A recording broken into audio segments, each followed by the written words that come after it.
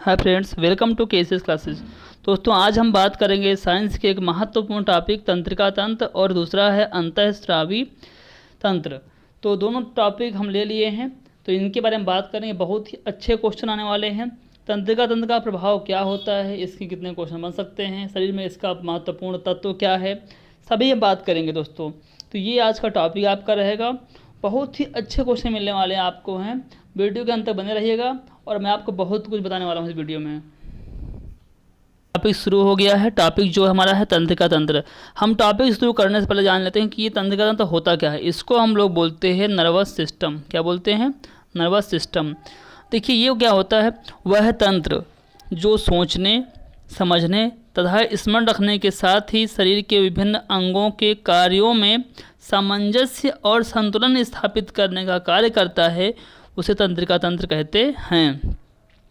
जो हमारी जितनी भी क्रियाएं होती हैं, अच्छी और अनच्छी क्रियाएं, सभी तंत्रिका तंत्र के द्वारा ही होती हैं। चलिए हम लोग आप शुरू करते हैं क्वेश्चन।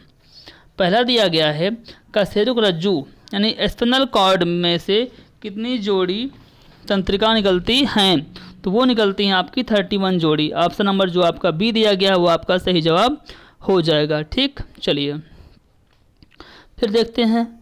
दिया गया है, मस्तिष्क जिम्मेदार है किसके लिए दोस्तों? तो सोचने के लिए, ठीक है। हृदय गति को नियंत्रण करने के लिए, ये भी ठीक है। और आपका है शरीर को संतुलन मतलब बैलेंस रखने के लिए।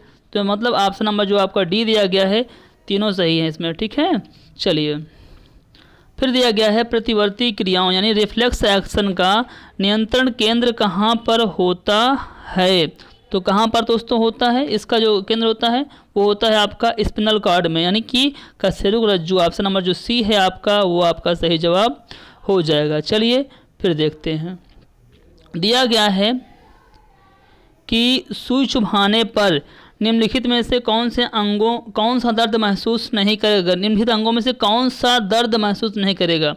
तो जो मस्तिष्क होता है वो उसको दर्द महसूस नहीं होता है। मस्तिष्क में दर्द ग्रहिकाओं के द्वारा वहाँ पर क्या होता है, वहाँ पर जो पेन रिसेप्टर्स होते हैं वो नहीं होते वहाँ पर। ठीक, चलिए। मानव के मस्तिष्क में स्मरण क्षमता कहाँ होती है? तो वो आपको बहुत अच्छा क्वेश्चन है, बहुत बार पूछा भी गया है। तो कहाँ होती है? सेरिब्रम में होती है। सेरिब्रम जो होता है दोस्तों, मस्तिष्क का सबसे बड़ा भाग होता है तथा यह अच्छी क्रियाओं का स्मरण आदि अच्छी क्रियाएँ जो होती हैं उनका, और जो कोई आप याद करते हैं वो सब चीज़ें उसी को नियंत्रित करता है। फिर दिया गया है आपका, मानव शरीर का तापक्रम जाड़ों में घट जाता है, गर्मियों में बढ़ जाता है। ना ही जाड़ों में घटता बढ़ता और ना जाड़ों में बढ़ जाता है। तो इसमें कौन सा ऑप्शन सही होगा आपका? जी, ऑप्शन नंबर जो सी दिया गया है, ना ही जाड़ों में घटता और ना ही गर्मियों में बढ़ता है। दोस्तों, इसमें क्या होता है, मानव शरीर का जो तापमान होता है 98.6 डिग्री फ़ारेनहाइट होता है। कितना होता है? 98.6 डिग्री फ़ारेनहाइट। अगर इसको इसमें करेंगे, अभी क्वेश्चन आएगा, दिखाएंगे आपको हम। चलिए फिर देखिए, परितृप्ति एवं व्यास के केंद्र मानव मस्तिष्क के निम्नलिखित में से किस भाग में अवस्थित होते हैं या हैं? तो वो होते हैं आपका हाइपोथैलेमस। ऑप्शन नंबर जो बी दिया गया है वो आपका सही जवाब हो जाएगा। भूख, प्यास, ताप नियंत्रण, प्यार करना, घृणा करना आदि सबका केंद्र जो होता है मस्तिष्क में हाइपोथैलेमस होता है।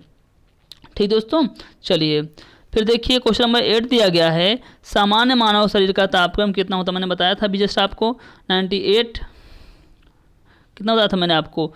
98.6 बताया था ना मैंने। इसमें कोई ऑप्शन नहीं दिया ना? जी नहीं है, तो आप लगाइए आप इसको डी, 98.6 डिग्री फ़ारेनहाइट होता है। चलिए, मनुष्य के शरीर का सामान्य तापमान कितना होता है? 98 तो दिया है, बाकी इसमें नहीं दिया गया। तो इसको आप समझ लीजिए केल्विन में। ठीक है, 37 सेंटीग्रेड होता है। कितना? 37 सेंटीग्रेड होता है। अगर ऐसे ना होता तो 310 केल्विन होता है, अगर केल्विन में दिया होता। तो यहाँ पर नहीं तो है 98 डिग्री फ़ारेनहाइट तो दिया है, लेकिन 6 नहीं दिया, तो ये भी नहीं होगा आपका। 37 है। ऑप्शन नंबर जो ए दिया गया है वो आपका सही जवाब हो जाएगा। फिर देखिए, मानव मस्तिष्क के निम्नलिखित भागों में से कौन सा एक निगरण और उल्टी का नियमन केंद्र होता है या है? तो कौन सा होता है? Medulla oblongata. ऑप्शन नंबर जो आपका सी दिया गया है वो आपका सही जवाब हो जाएगा। ठीक है, फिर चलिए अगला क्वेश्चन अब हम देखते हैं। ये हमारा ख़त्म हो गया, ठीक है। ये हमारी जो भी हो गई तंत्रिका तंत्र हो गई, ठीक। क्वेश्चन तो बहुत है लेकिन हम लोग बहुत इंपॉर्टेंट चीज़ देखे हैं कुछ। हाँ, मैं आपको फैक्ट बता दे रहा हूँ दोस्तों को याद रखिएगा। जंतुओं में सबसे लंबी कोशिका जो होती है वो तंत्रिका कोशिका होती है, यानी न्यूरॉन जो होती है वो होती है, ठीक। ये हो गया है। अभी हमारा चैप्टर ये आएगा ना, इससे पहले हम थोड़ा बात कर लेते हैं कुछ टॉपिक के बारे में। चलिए, अब तंत्रिका एक और पॉइंट क्या दिया गया है कि तंत्रिका तंत्र का प्रारंभ सर्वप्रथम किस में माना जाता है, कहाँ होता है, तो कहाँ होता है वो हाइड्रा में होता है, हाइड्रा में। सब क्वेश्चन आए हुए हैं। एक और पॉइंट आपका है तंत्रिका तंत्र की इकाई क्या होती है, वो होती है दोस्तों आपको पता है न्यूरॉन होती है, ठीक। चलिए एक और पॉइंट देख लीजिए।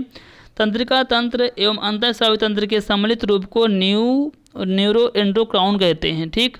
मनुष्य में प्रतिक्रिया व्यक्त करने वाली अपवाहक रचनाएं जो होती हैं वो ग्रंथियां होती हैं, आपको पता है। अब एक क्वेश्चन बहुत अच्छा पूछा गया था एक बार अभी कि मनुष्य में जो कपाली तंत्रिकाएं होती हैं वो कितनी होती हैं, तो वो होती हैं 12 जोड़ी, ठीक। चलिए, और मानव मस्तिष्क का वजन कितना होता है, तो आपको पता है लगभग 1400 ग्राम होता है, ये भी आपको पता है।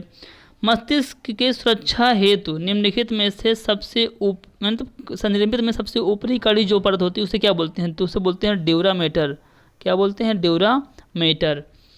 और एक बात बताएं आपको, अब तो पता ही है सब चीज़ों को, एक तंत्रिका कोशिका का क्रियात्मक विभव कितना होता है, तो लगभग माइनस प्लस ऐसे लिखा होता है आपका, माइनस या प्लस 15 से और आपका प्लस 20 मिनट वोल्ट होता है, ठीक है। चलिए, मस्तिष्क के किस भाग से होकर मेरुरज्जु निकलती है, तो वो होता है आपका महारंध्र।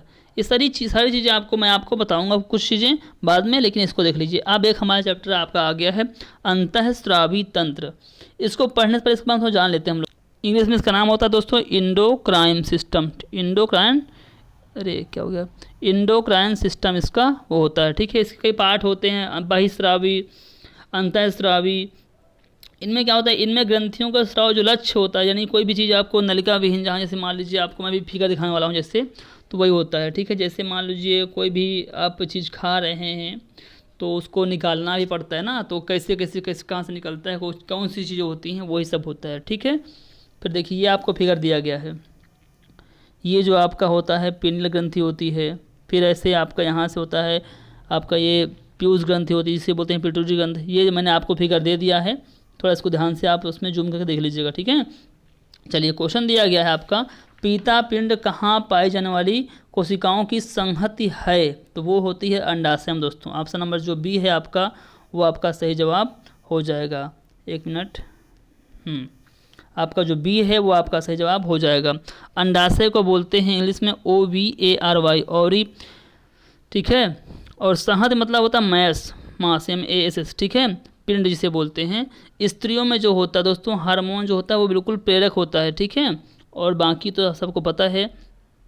फिर देखिए अगला क्वेश्चन दिया गया है, वृक्क से मूत्र की मात्रा का निस्तारण नियंत्रित होता है हार्मोन का कौन सा, तो किसके द्वारा, TSH, ACTH या ADH, ठीक है।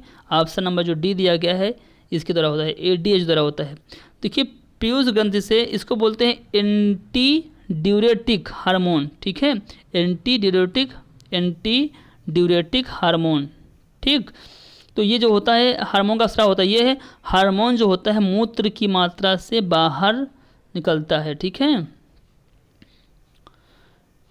मूत्र के जो क्या उसे बोलते हैं अंडाणु, अंडाशय जो भी है। फिर देखिए सूची 1 को सूची 2 से मिलाना है, और यहाँ पर दिया गया है जनन ग्रंथि, इंसुलिन, पीयूष ग्रंथि, प्रोजेस्टेरॉन, अग्न्याशय।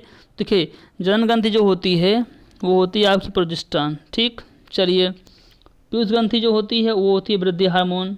चलिए ये भी आपका सही, यानी कि A का 2, B का 3। चलिए फिर अग्न्याशय जो होता है वो आपका होता है इंसुलिन, तो आपका C का 1 हो गया। फिर है अधवक्र कार्टिसोन, D का 4। 2, 3, 1, 4 जो मिल रहा होगा वही आपका सही जवाब हो जाएगा। 2, 3, 1, 4 ऑप्शन नंबर जो C है वो आपका सही जवाब हो जाएगा। फिर देखिए सूची 1 को सूची 2 से फिर मिलाना है। प्रोजेस्टेरॉन फिर से, अच्छा ये तो क्वेश्चन शायद दोबारा हो गया है, चलिए कोई बात नहीं। अभी ये क्वेश्चन, अच्छा नहीं तो बस उल्टा कर दिया उन्होंने, क्वेश्चन वही है बस उसको उल्टा कर दिया गया है, इधर से उधर कर देगा, ठीक है। पर इसको देख लेते हैं। प्रोजेस्टेरॉन जो होता है दोस्तों, ये क्या होता है, इसमें होता है आपका गर्भाशय, जो महिलाएं जो होती हैं उन्हीं से संबंधित होता है। टेस्टोस्टेरोन क्या होता है, तो ये जो होता है आपका अंडाशय जो होते हैं पुरुषों में, उनके लिए होता है थायरॉक्सिन। थायरॉक्सिन जो होता है वो होता है आपका थायराइड ग्रंथि में, और इंसुलिन आपको पता है अग्नाशय में। तो ये भी आपका हो गया ऑप्शन नंबर 3, 4, 1, 2, यानी ऑप्शन नंबर ए जो है वो आपका सही जवाब हो जाएगा। देखो टेस्टोस्टेरोन जो होता है मुख्यतः मनुष्य की जो वीर्य होता है, वीर्य कोष जो होता है वहाँ पर ये स्रावित, उसी से स्रावित होता है, ठीक है। और महिलाओं का जो मासिक धर्म होता है, जो चक्र होता है, उसे बोलते हैं प्रोजेस्टेरॉन जो होता है, वही होता है प्रोजेस्टेरॉन, जो एक हार्मोन होता है। तो महिलाओं की जो मासिक धर्म की क्रिया होती है उसी से होती है, ठीक है। चलिए क्वेश्चन नंबर दिया नेक्स्ट, यदि किसी प्राणी को कार्बोहाइड्रेट से भरपूर चीज़ें खाने को दी जाएं तब भी उसके रक्त में शर्करा का सांद्रण इससे बने रहने की प्रवृत्ति होती है, तो इसका कारण यह है कि प्राणियों के मामले में अग्नाशय के हार्मोन ऐसी परिस्थिति उत्पन्न करते हैं। ऑप्शन नंबर जो बी दिया गया है, अग्नाशय के हार्मोन ऐसी परिस्थिति को उत्पन्न करते हैं, बात सही है। देखिए कभी कभी आप सोचते हैं ये बहुत लंबा क्वेश्चन, बहुत पहले का क्वेश्चन है, नहीं ये मत सोचिए। मैंने देखा दोस्तों 1992 के क्वेश्चन जो आते थे पहले वो अब आ रहे हैं, तो हम सोचते जब हम पैदा भी नहीं हुए थे। तो अगर अग्नाशय में खराबी हो तो क्या होगा, नेक्स्ट क्वेश्चन आपका है, अगर अग्नाशय में खराबी हो तो क्या होगा, इंसुलिन और ग्लूकोन नहीं बनेंगे। ऑप्शन नंबर जो आपका बी है वो आपका सही जवाब हो जाएगा। फिर दिया गया है अग्नाशय को पाचक रस के उत्पादन के लिए उत्तेजित करने वाला हार्मोन निम्न में से कौन सा है, तो कौन सा है, सिक्रेटिन है आपका। ऑप्शन नंबर जो सी है वो आपका सही जवाब हो जाएगा। फिर देखिए दिया गया है मधुसूदनी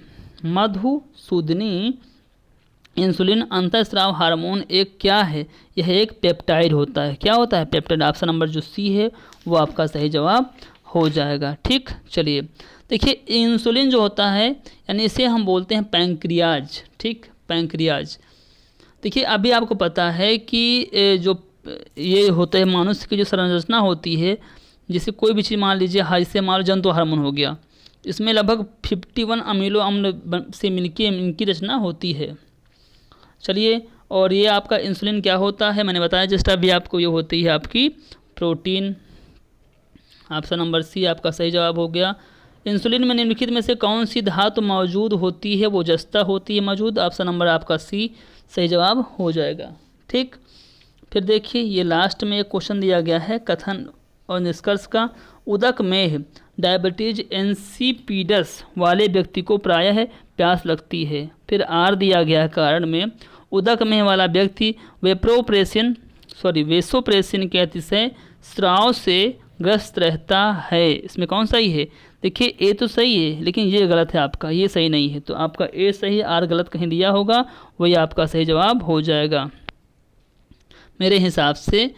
तो इसका यही उत्तर होगा, कहीं है, हाँ ये सी दिया गया है, ऑप्शन नंबर जो सी है।